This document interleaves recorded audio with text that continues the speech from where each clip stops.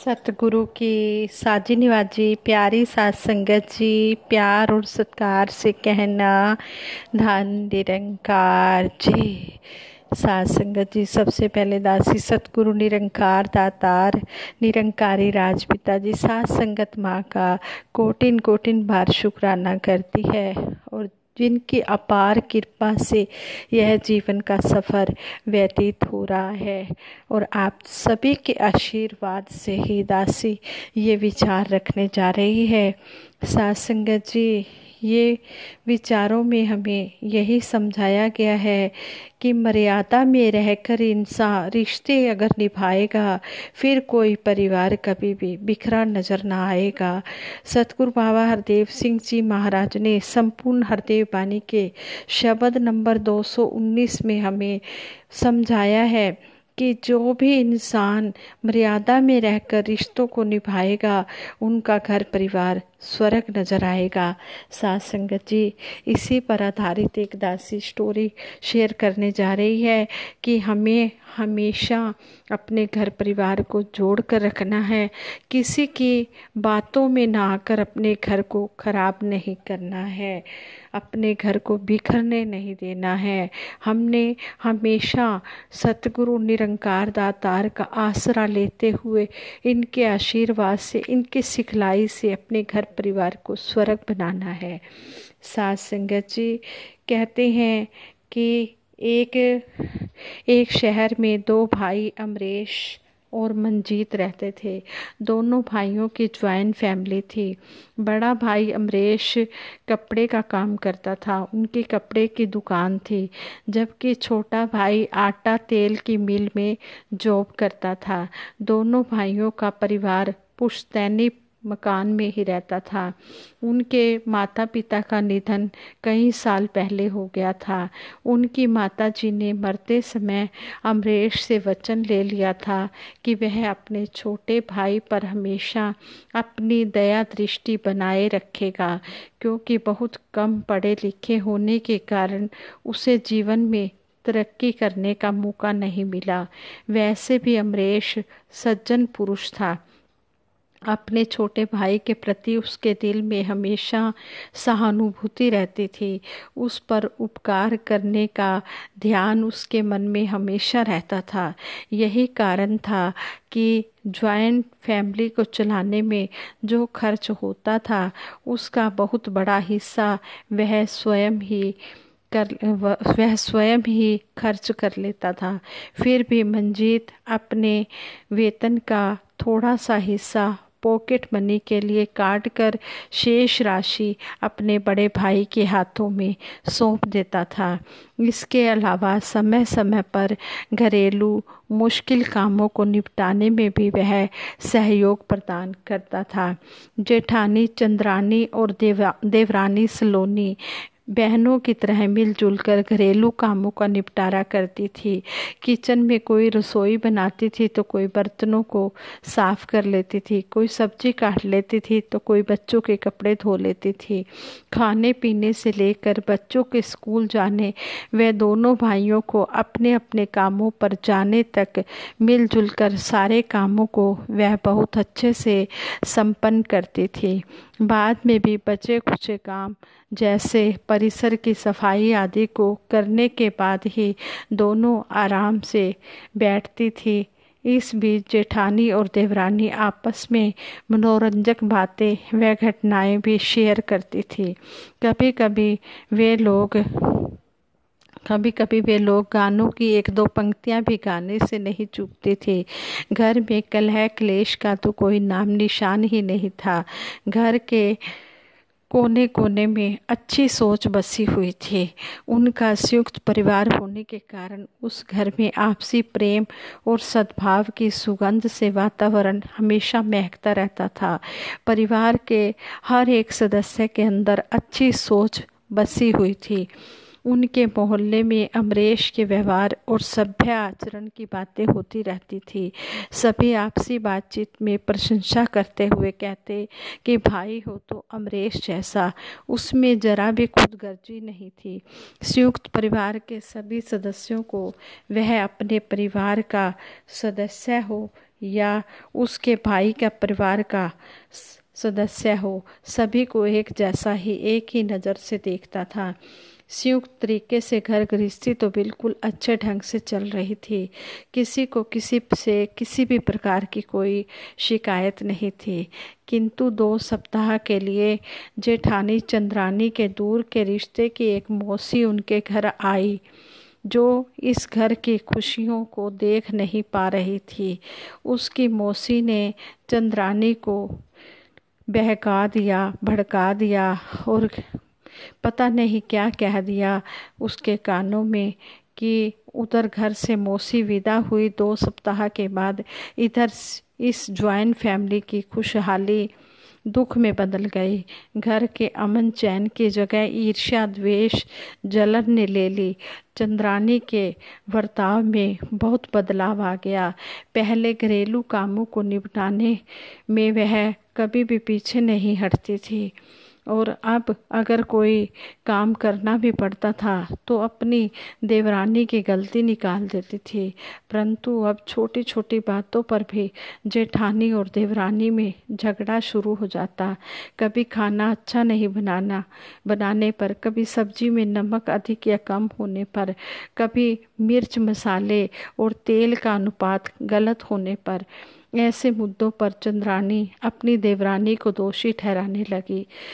देवरानी सलोनी भी जानती थी कि इस घर बार को चलाने में जितना खर्चेट जी करते हैं, उसकी तुलना में उसके पति का आर्थिक सहयोग बहुत ही कम होता है। लेकिन फिर भी वह कब तक अपनी जेठानी की बातें सहती रहती। एक दिन वह अपनी जेठानी के आगे बोल पड़ी, कहने लगी कि आप कैसी बातें करती हैं, मेरे से ये बातें बर्दाश्त नहीं होती हैं। तब जेठानी और ज़्यादा गुस्से में आ गई। जब इस तरह घर का झगड़ा बढ़ने लगा तो अमरेश को बहुत ही दुख हुआ। संयुक्त ज्वाइंट फैमिली की घर गृहस्थी में दरार पड़ते देखकर वह बहुत परेशान रहने लगा। उसे ऐसा महसूस हुआ कि अगर वह अपनी पत्नी का पक्ष लेता है तो सलोनी को दुख होगा, और अगर सलोनी का पक्ष लेता है तो उसकी पत्नी को दुख होगा। ऐसी स्थितियों में उसने अपनी पत्नी को एक रात एकांत में बैठाकर अच्छी तरह से समझाया और उसने कहा कि शांतिपूर्वक घर गृहस्थी चलाओ। उसने यह भी कहा कि अगर तुम्हारी देवरानी से कोई गलती हो जाती है तो उसे छोटी बहन समझकर माफ़ कर दो, लेकिन आपस में झगड़ा मत करो।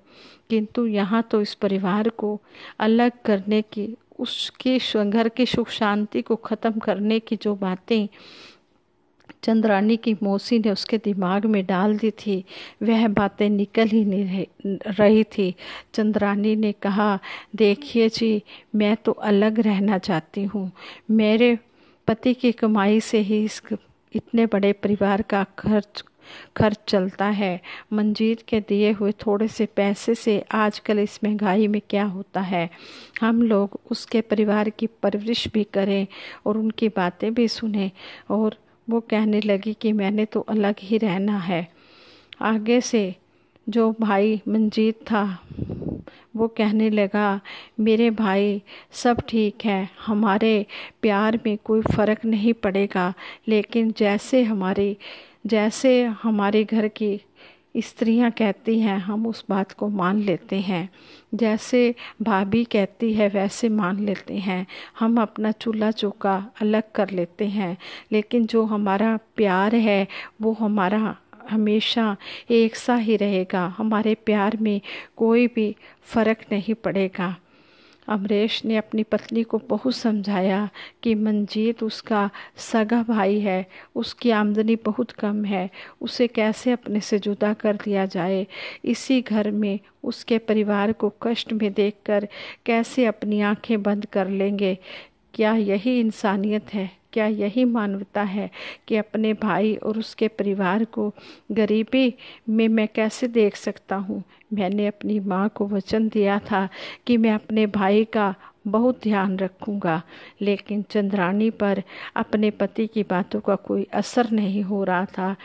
उसके तीखेपन से युक्त तेवर में कोई बदलाव नहीं आया, बल्कि घर के एकांत कमरे में जाकर बैठ गई और उसने खाना पीना भी बंद कर दिया। उसकी एक तरह से मांग यही थी कि मंजीत अपना चौका चूल्हा अलग कर ले, किंतु यह मांग अमरेश के सीने में कांटे की तरह चुभती थी। उसका दिमाग काम नहीं कर रहा था। वह दुकान पर जाता, लेकिन दुकानदारी में मन नहीं लगता। शाम होने से पहले ही वह दुकान बंद करके घर चला आता। जेठानी की अलग होने की जो बात थी वह जारी थी कि मैंने अलग होना है। जब मंजीत को इस बारे में पता चला तो वह अपने भाई से विनम्रता से कहने लगा, भैया, हम लोगों के कारण आप टेंशन में क्यों हो? भाभी ने भी खाना पीना बंद कर दिया है, आपका बिजनेस भी चौपट हो रहा है। मेरी जो सैलरी है हम उसमें ही गुजर बसर कर लेंगे। भले ही हम लोगों को नमक रोटी खाना पड़े, उसे ही खाकर हम गुजारा कर लेंगे, खुशी खुशी संतोष से जी लेंगे। आप चिंता मत कीजिए। ऐसा आगे से अमरेश ने कहा कि ऐसा क्यों कहता है मंजीत? तुम्हारा दुख हमारा दुख, तुम्हारा सुख हमारा सुख है। आगे से मंजीत ने कहा, भैया, सिर्फ चौका चूल्हा अलग होने से हमारा दिल अलग नहीं होता। आप टेंशन मत लीजिए। मेरा दिल जैसा आज है आगे भी वैसा ही रहेगा। आप बिल्कुल मेरी तरफ से निश्चिंत हो जाइए। दोनों भाइयों के चूल्हे अलग हो गए। जेठानी और देवरानी के बीच चल रहा झगड़ा बंद हो गया। घर में शमशानी शांति छा गई। अमरेश के चेहरे की रौनक खत्म हो गई। व्यवसाय में तरक्की करने का जोश खत्म हो गया। उसको एक ही गम खाया जा रहा था कि कई सालों से साथ रहने वाली उसकी पत्नी ने उसके जज्बातों को नहीं समझा। संयुक्त परिवार बिखर गया। इस घटना के बाद अमरेश बेहद गंभीर, चिंतित और टेंशन में रहने लगा। पहले शाम में दुकान बंद करके वह सीधे घर आता था, लेकिन कहते हैं कि एक शाम को वह बाइक से इधर उधर घूमने के लिए गया। उसका दिमाग तो परेशान हो रहा था। कहते हैं कि बाइक चलाते हुए उसे पता ही नहीं लगा, उसके बाइक का बैलेंस बिगड़ गया और उसकी बाइक वहां से गुजर रही ट्रक से टकरा गई, जिससे अमरेश का एक्सीडेंट हो गया और उसको बहुत चोटें लगी। हॉस्पिटल पहुंचाया, लेकिन डॉक्टरों ने उसे मृत घोषित कर दिया। आज मंजीत ही अपनी भाभी और उसके बच्चे की सारी जिम्मेवारी उठाए हुए है। इस घटना से चंद्रानी का कलेजा आत्मग्लानि से फट पड़ा। इसके लिए वे अपने को कसूरवार मानती है कि मौसी के बहकावे में आकर अपने पति को ना टॉर्चर करती, वे इतने टेंशन में न जाते और ना यह एक्सीडेंट होता। उसने अपने देवर मंजीत से माफ़ी भी मांगी, यह कहते हुए कि उसे वह माफ़ कर दे। उसकी निर्लज छोटी सोच के कारण उसे और उसके परिवार को बहुत दुख झेलना पड़ा। आज चंद्रानी आत्मग्लानि की आँच में सुलगती रहती है और उसकी आँखों में आंसू आते रहते हैं। आज संगत जी, स्टोरी द्वारा यही समझाया गया है कि हमें किसी की बातों में आना नहीं चाहिए। हमें अपने घर को स्वर्ग बनाना चाहिए। हम अपने घर परिवार में प्यार से रहें। घर परिवार में जब रहते हैं तो घर के सारे परिवार के सदस्य भी खुश रहते हैं और घर में एक जन्नत का नज़ारा मिलता है। आगे संपूर्ण हरदेव वाणी के इस शब्द में समझाया गया है कि त्याग भरत का, प्यार राम का, अगर समझ आ जाएगा, भाई भला कभी भाई का कैसे लहू बहाएगा। फर्ज को समझे, त्याग को जाने, स्वार्थ ना मन में आएगा। पत्नी और पति का रिश्ता मधुर तभी बन पाएगा। कृष्ण सुदामा जैसे जग में मित्र अगर बन जाएंगे, एक दूजे के सुख दुख में फिर काम सदा ही आएंगे। संत मति को अपनाने से सुंदर घर संसार बने। कहे हर देव के रिश्तों में फिर प्यार बने, सत्कार बने। इसलिए सतगुरु बार बार कहते हैं कि इस ब्रह्म ज्ञान को ले लो और सतगुरु की शिक्षाओं को हम जीवन में धारण करें। संत मति को अपने मन में अपनाएं और ये घर संसार सुंदर बनाएं। और फिर कहते हैं कि जब सतगुरु की शिक्षाएं मन में बस जाती हैं, फिर रिश्तों में प्यार बनता है, सत्कार बनता है। ये स्वर्ग हो मेरे घर में भी जो स्वर्ग है तेरे दर बाबा, मंदिर सा लगे मेरा घर आंगन, ऐसी रहमत करो सतगुरु माता। हे सच्चे पातशाह, ऐसी रहमत करना कि जो आप जी हमें शिक्षाएं दे रहे हैं उन शिक्षाओं पर हम अमल कमाते चले जाएं। साथ संगत जी प्यार से कहना, धन निरंकार जी।